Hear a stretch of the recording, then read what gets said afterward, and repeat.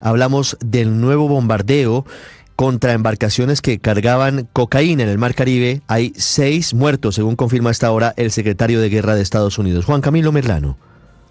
Ricardo, y ya con este son 10 ataques, en total 43 muertos. Este es otro ataque en el Mar Caribe. Recordemos, ya son 2 ataques en el área del Océano Pacífico. 8 ataques en el Mar Caribe. Lo que escribe el secretario de Guerra Pete Hegseth es que durante la noche, bajo la dirección del presidente Donald Trump, el Departamento de Guerra adelantó otro ataque letal en contra de una embarcación operada por el Tren de Aragua, que es una organización terrorista designada así por la ley de los Estados Unidos. La embarcación o el bote fue conocido por nuestra inteligencia que estaba involucrada en el tráfico de drogas y estaba transitando por una ruta conocida de grupos narcotraficantes. 6 narcoterroristas, hombres, se encontraban a bordo de la embarcación, dice el secretario de Guerra Pete Hegseth, durante el ataque, que fue adelantado o que fue ejecutado más bien en aguas internacionales. Y fue, dice él, fue el primer ataque en la noche, en horas de la noche. Todos los terroristas fueron asesinados y ningún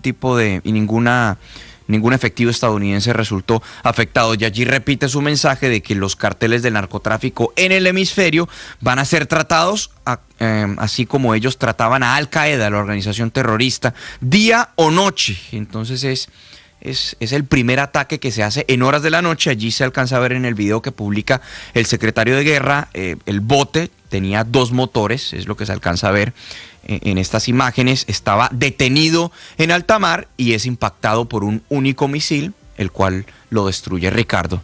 Dice el secretario que esta lancha provenía del Tren de Aragua, Juan Camilo. Sí, señor, provenía del Tren de Aragua, estaba asociada al Tren de Aragua, que es una organización terrorista de acuerdo a la ley de los Estados Unidos. Muy bien, 8:35 minutos, Juan Camilo, gracias. Y hablamos ahora de la historia de los mercenarios colombianos combatiendo del lado de Rusia, aparentemente colombianos. Eso dice Ucrania, que habrían dado la orden de matar niños, mujeres ucranianas en medio de la niebla. Enrique Rodríguez. Es una información que ha publicado la inteligencia militar ucraniana, conocida como GUR, y es una grabación que está supuestamente interceptada a ciudadanos colombianos que combaten en las filas del ejército ruso, en la que uno de ellos ordena a sus subordinados, en español, lo vamos a escuchar ahora mismo, abrir fuego indiscriminadamente contra mujeres y niños. Ahora se escucha con una calidad razonable, aunque se puede intuir ahí que dicen cuando esté lloviendo, cuando haya niebla, para que no los identifiquen, eliminar a todas las personas que sean enemigas en moto, en bicicleta, mujeres y niños, mujeres y niños. Escuchemos. Ahí lejos de su posición cuando tengan tiempo y esté haciendo buen tiempo, o sea, que no se observe del dron cuando esté lloviendo, cuando haya nieblina, para que no se los identifiquen y eliminar todas las personas que sean enemigas, en moto, en bicicleta, mujeres y niños. Ahí lo podían escuchar. No hay ninguna indicación o no hay ninguna confirmación clara por parte del espionaje ucraniano de que estas personas sean colombianas, tan solo por su acento, que sí podría indicar que se trata de personas colombianas. Según el GUR ucraniano, estos colombianos estarían inscritos en la 30ª Brigada Separada Motorizada de Fusileros del ejército ruso, y dice la inteligencia ucraniana que el asesinato de civiles es una práctica regular y que proviene de los mandos, particularmente en esta brigada.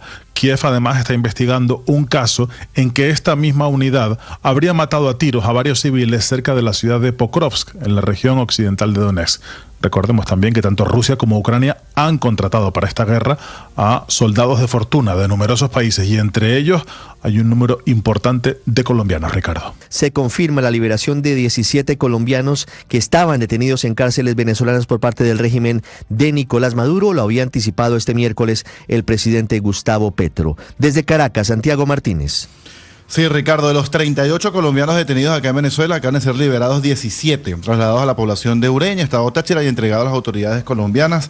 Allí vimos unas imágenes y un video divulgados por las autoridades. Estaba la canciller Rosa Villavicencio, el embajador de Venezuela Milton Rengifo y otras autoridades. Dice el comunicado de Cancillería colombiana, porque de parte de Venezuela hasta ahora no hay información oficial, que este es el primer grupo de liberados y que lo lograron tras varias diligencias diplomáticas en el marco de una agenda binacional orientada al respeto y las garantías de los derechos humanos de los connacionales colombianos. Aún quedan, Ricardo, 21 detenidos, pues como te dije al inicio eran 38, o al menos es la última cifra que conocimos a través de la Comisión de Derechos Humanos de la Cámara de Representantes de Colombia. Pues acá en Venezuela tampoco no ha habido todavía claridad en cuanto al número de detenidos extranjeros. Incluso estos colombianos integraban, según varias ONGs venezolanas, la lista de presos políticos, pues eran detenidos sin conocerse detalles del caso.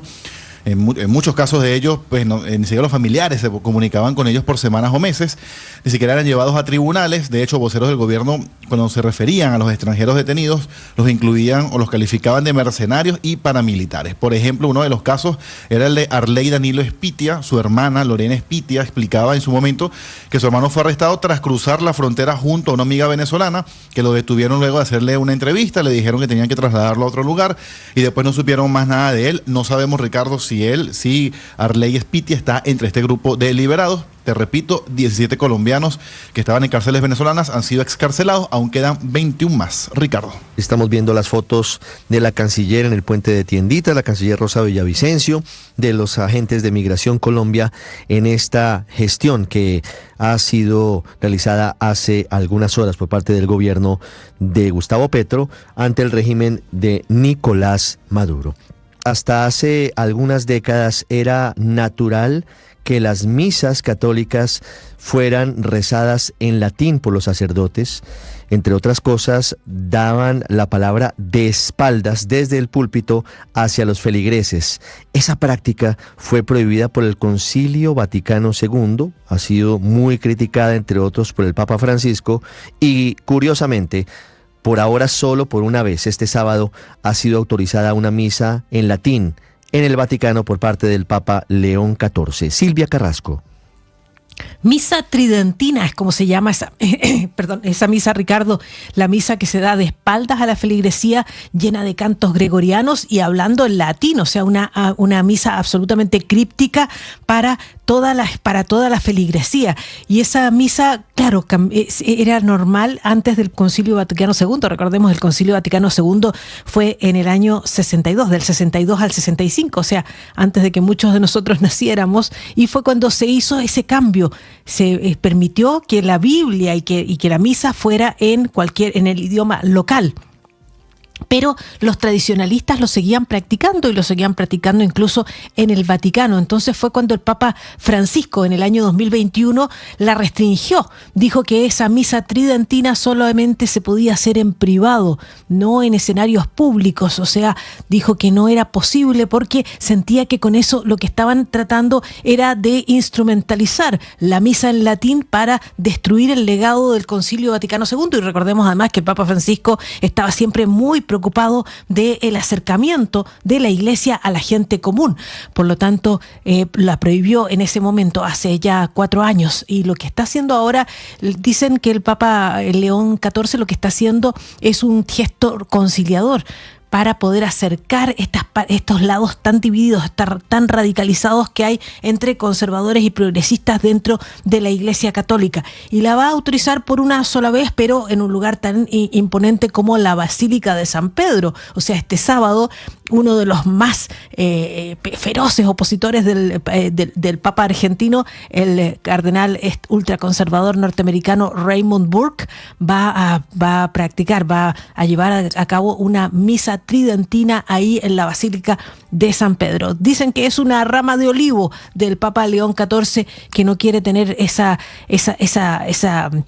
contienda con los conservadores, porque en el momento en que el Papa Francisco hizo pública esta decisión de prohibir la misa tridentina, lo que hubo fue un rechazo violento de los conservadores que se decían que se sentían marginados por el Papa Francisco. Así que vamos a ver qué es lo que pasa después de esta misa, a ver si va a ser solo una ocasión.